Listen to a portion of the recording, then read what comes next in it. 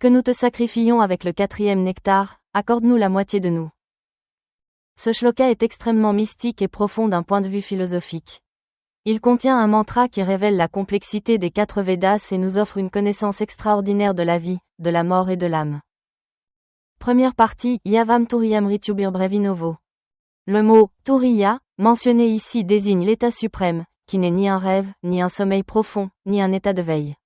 C'est l'état où l'âme existe dans sa forme la plus pure, où tous les liens matériels sont rompus. D'un point de vue scientifique, il pourrait s'agir de l'état que certains considèrent comme un état de méditation ou de samadhi, où les troubles mentaux sont apaisés et où l'on réalise son existence spirituelle. Deuxième partie, Yaramae. Ce shloka nous rappelle que nous adorons Dieu dans cet état spirituel profond.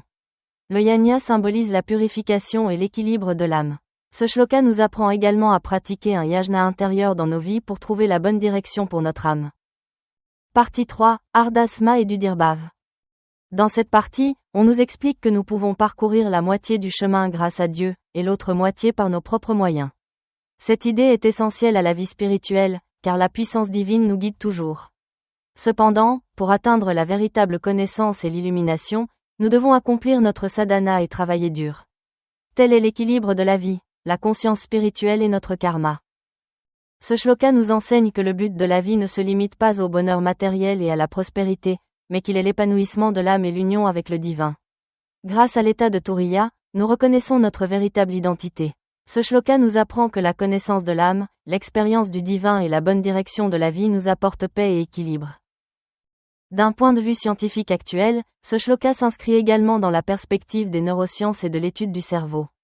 Lorsque nous méditons ou pratiquons, l'activité de différentes parties du cerveau change, ce qui indique que nous entrons dans un état profond, tant au niveau mental que physique. Ces écritures évoquent l'expérience profonde que chacun peut vivre au cours de sa vie. Swami Vivekananda a également dit « La connaissance de l'âme est la plus grande connaissance ». Ce shloka nous guide vers la même connaissance de soi. Acharya Ramchandraji a également dit « Seule la pratique spirituelle nous permet de comprendre les profonds mystères de la vie ».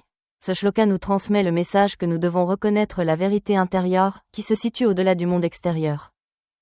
D'un point de vue spirituel, l'expérience de l'état Turiya et de la méditation apporte un changement unique au cerveau. La modification des ondes gamma du cerveau, qui indique un état mental supérieur, est l'état que nous percevons grâce à ce shloka. Il est également scientifiquement prouvé que lorsque nous méditons, les ondes cérébrales changent d'état, ce qui améliore notre état mental. Le message final de ce shloka est qu'une sadhana constante est nécessaire à la purification de l'âme et à l'atteinte de la connaissance de soi.